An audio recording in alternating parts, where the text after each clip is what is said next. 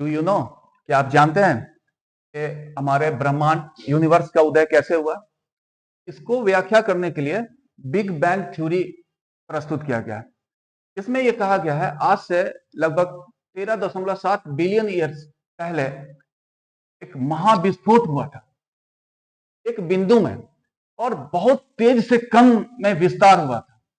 और वो विस्तार शुरू में तो बहुत ही ज्यादा तेजी से हुआ, बाद में फिर मिजरेबल स्पीड में हुआ, और फिर उसी विस्फोट का परिणाम है कि हमारे ब्रह्मांड का अस्तित्व आया।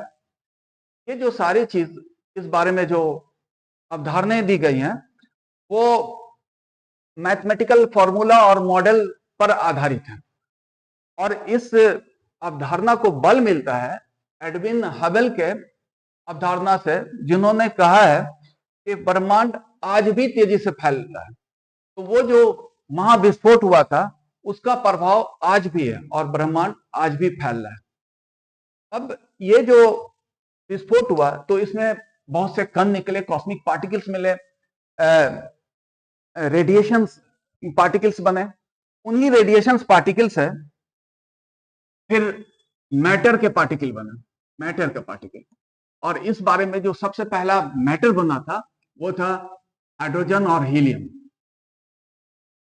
फिर उससे तारे का निर्माण हुआ, तारे में फिर न्यूक्लियर फ्यूजन रिएक्शन हुआ, और इस न्यूक्लियर फ्यूजन रिएक्शन से फिर दूसरे तत्व बने, जैसे इसमें क्या है, ऑक्सीजन बने, कार्बन बने, और फिर विभिन्न प्रकार के तत्व बनते गए।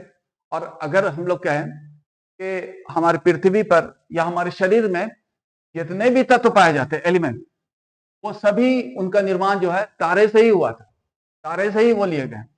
और अगर हम लोग कहें स्टार में पाए जाने वाले जो प्रमुख तत्व, अगर कहें हाइड्रोजन और हीलियम के अलावा,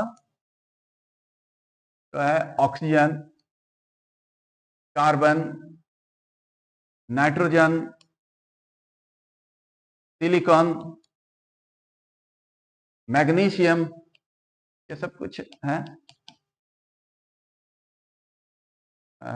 आयरन, सल्फर, ये सब कुछ मेजर एलिमेंट है। लेकिन जैसा हम लोग कहते हैं कि जितने सारे तत्व जो हैं पृथ्वी पर या जो हमारे शरीर पे है, सभी तारे से ही उत्पत्ति हुई। अब उन तारों से ग्रह बना, फिर ग्रह से उपग्रह बने, और फिर विभिन्न प्रकार के और भी आकाशीय पिंड, और इस तरह से पूरे जो है ये यूनिवर्स का निर्माण हुआ। इस संबंध में सब प्रथम ऐसा अवधारणा दिया था वो थे एक पादरी थे जॉर्ज, और एस्ट्रोनॉमिस्ट में थे जॉर्ज लिमेरन, उनको कहा जाता है।